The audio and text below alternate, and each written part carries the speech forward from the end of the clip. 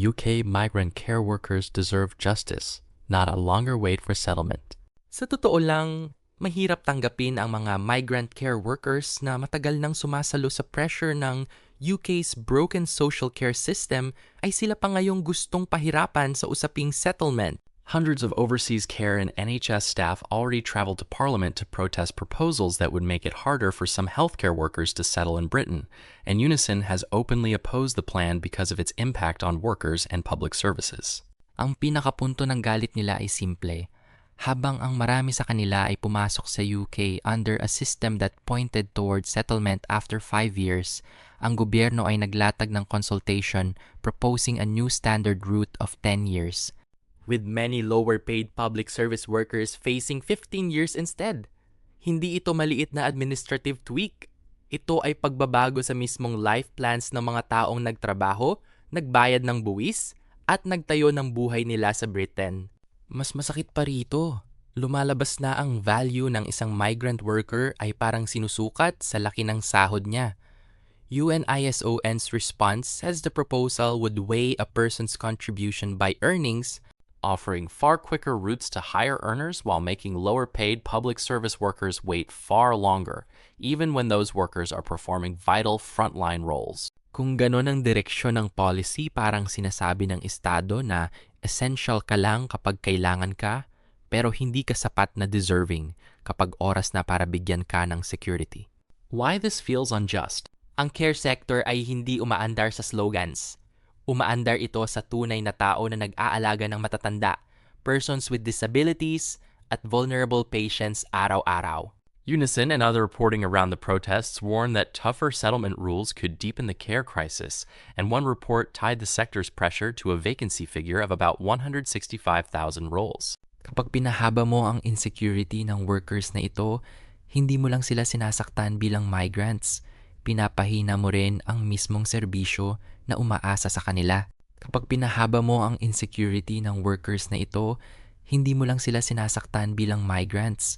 Pinapahina mo rin ang mismong serbisyo na umaasa sa kanila.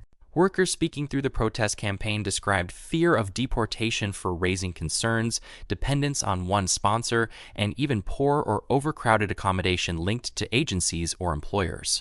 Sa ganitong setup, ang mas mahabang wait for settlement ay hindi neutral policy. Maaari itong magpalawig ng vulnerability at exploitation.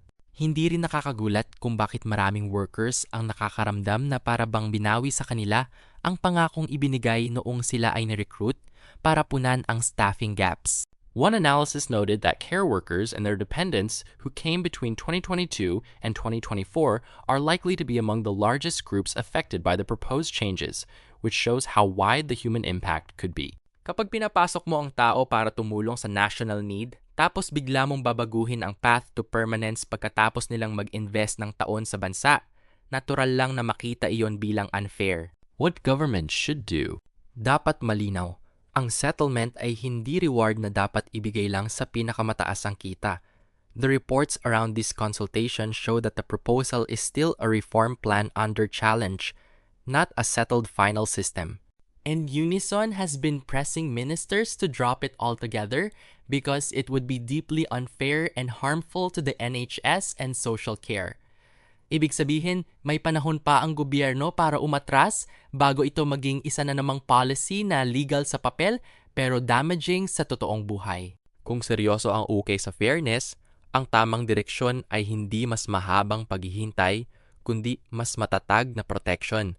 Unison has called not only for faster settlement but also for an end to visa arrangements that leave overseas workers tied to one employer because that structure can magnify exploitation and silence complaints.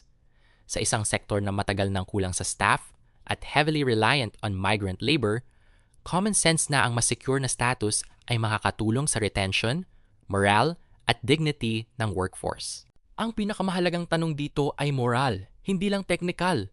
Kung ang mga migrant care workers ay sapat na mahalaga para alagaan ang Britain's elderly, disabled at vulnerable, dapat sapat din silang mahalaga para hindi paghintayin ng 10 o 15 taon bago sabihing bahagi na sila ng bansang iyon. If you want to instruct me, please email me at don@magsinosolicitor.com.